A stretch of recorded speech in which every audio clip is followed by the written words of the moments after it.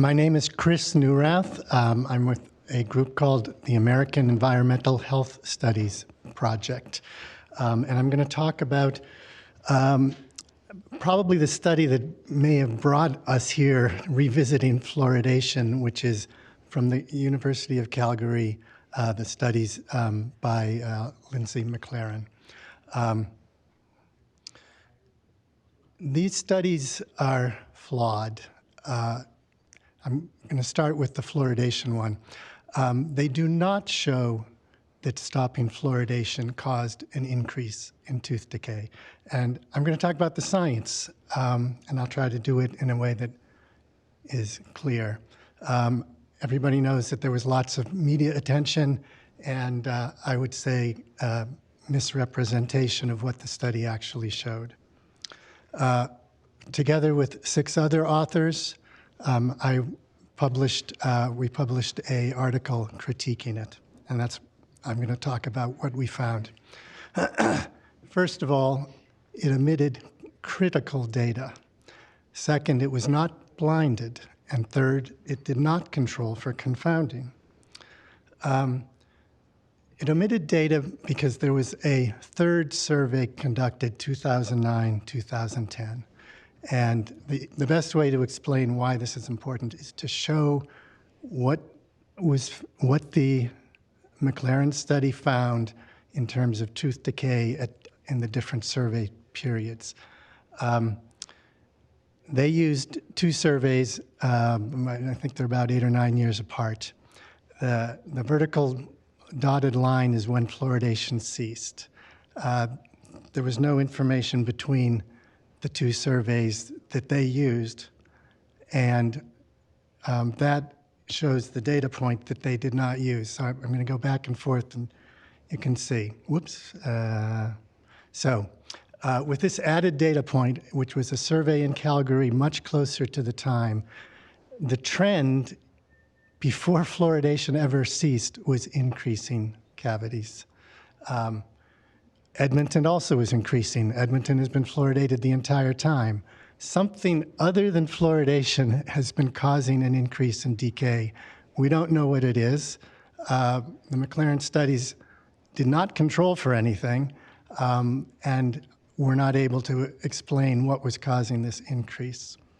The actual increase the rate of increase after the fluoridation was ceased is the same as before.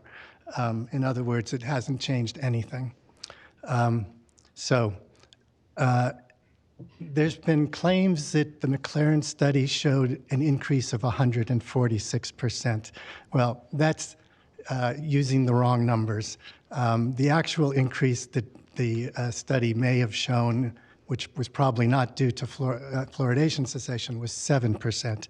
And this graph, I won't get into the details, but it's only what happened after cessation that counts as being attributable, whereas the 146, they're counting what went on between 9 years apart, long before cessation. It wasn't blinded. The dentists who examined the children in Edmonton and in Calgary, they knew that which these kids were fluoridated or not. A study that is not blinded is virtually invalid.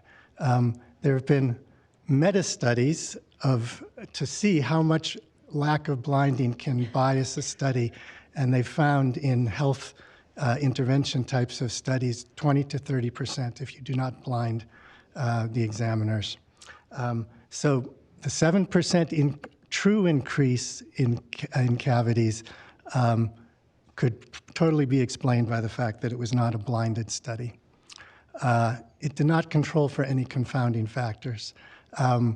There is confusing claims that it did. It only measured confounding factors in the 2013-14 survey. The previous surveys, there weren't any measurements of anything, socioeconomic status, things like that. So for the overall study, there's no way to control for them if you don't have it for all the dates. Well, that's a summary. The other issue was Dr. McLaren's group also did studies of ADHD and hypothyroidism. And arguably, those are at least as important issues, especially with the more recent studies. And I'm just going to very briefly touch on her studies of ADHD and hypothyroidism. Fluoride and ADHD. She found no effect. She looked at a Canadian survey, a national survey.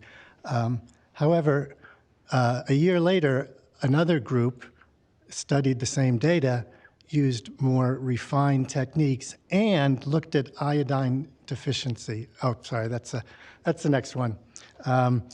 They used more refined techniques, and they found very clear increase in ADHD. This is the wrong order. This is the one.